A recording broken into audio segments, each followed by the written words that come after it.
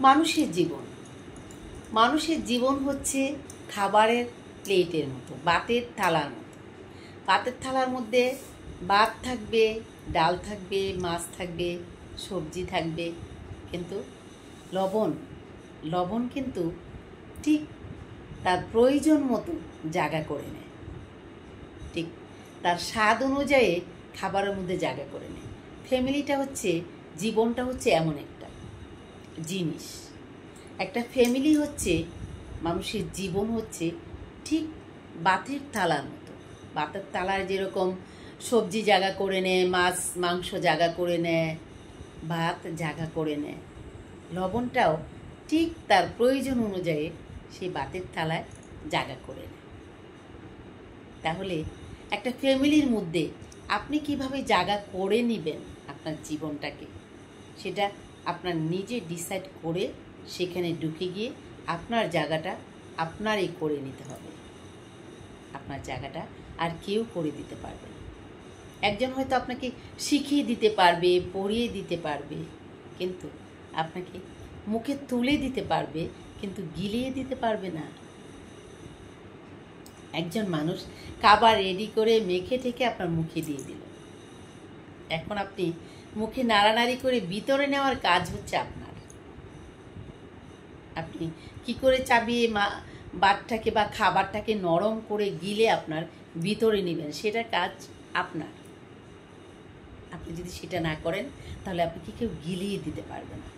তাই একটা ফ্যামিলিতে জায়গা করে নেওয়ার জন্য, বা একটা মানুষের জীবন ঠিক সেই খাবারের তালের মতো, প্রত্যেকটা জিনিসের পার্ট বাই পার্ট আলাদা আলাদা করে তার ভূমিকা থাকে। সে ঠিক সেই খাবারের জায়গাটায় তার জায়গাটা করে নেয়। মানুষও, একজন মানুষের জীবনও সেরকম।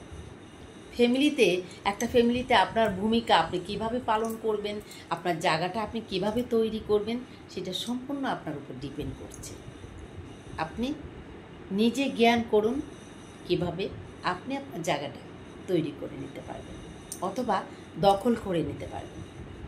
মানুষের এখানে একটা মন থাকে, যে মনটা কোনো বিশাল বড় অর্থ সম্পদ নয় যে সেটাকে ভাগ করা যায়, কিন্তু একটা জিনিস দিয়ে ভাগ করা যায়, সেটা হচ্ছে আপনার ব্যবহার, আপনার আচার আচরণ, আপনার ভালো ব্যক্তিত্ব, আপনার ভালোবাসা।